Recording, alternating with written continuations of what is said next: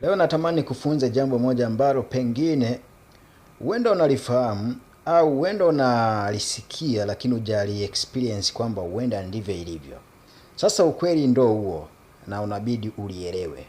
Iko hivi, katika dunia hii tunayoishi, usiamini kila mwanadamu ambaye anakuchekea, ambaye yuko karibu na wewe, ambaye unashirikiana naye kwa namna moja ama nyingine, ambaye anakuja kwako kuomba chochote, pengine amekwama, ambaye unamwazima chumvi kwake, ama mnakopeshana fedha, ama mnaazimana chochote ambacho pengine unaona kabisa kuna muda umekikosa, ukasema huyo ndiye rafiki yangu. No, sio kweli.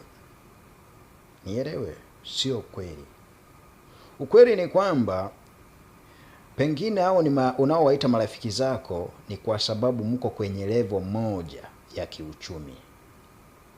Lakini ukishakuwa tofauti kidogo nao kwa maana ya kiuchumi, uchumi wako ukipanda tu kidogo, hao ambao unawaona kama marafiki zako hawatakuwa marafiki, watakuwa ni maadui zako. Tena maadui wakubwa kuliko ambavyo unamjua shetani. Unaweza ukawa unafikiri shetani ni adui yako ambaye anakuangamiza, anawaza na kuwazia mabaya, lakini shetani huyo anaweza akawa mzuri kidogo kuliko ambao unawahesabu kama ni marafiki zako, ambao muda huu unaona mko pamoja nao kwa sababu ukitaka hiki wako pamoja na wewe. Pengine wakiona umekwama wanakuja na kufariji, unajua ndo maisha. Sasa wanakufariji pale ambapo wanaona umekwama, wanasema ndo maisha, kwani unasumbukia nini, kwani ujitese sana.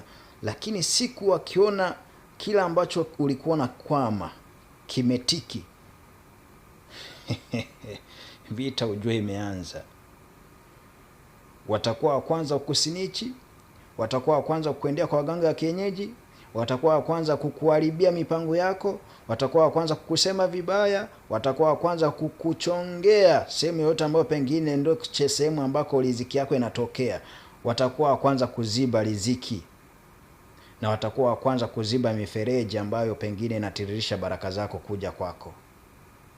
Kwa hiyo hii dunia unayemuona ni rafiki yako, si rafiki yako, ila ni kwa sababu mawazo yako, kiwango chako cha kiuchumi mnafanana. Hakuna anayemzidi mwenzie pale. Nyote mnaonekana mko kwenye level ile ile.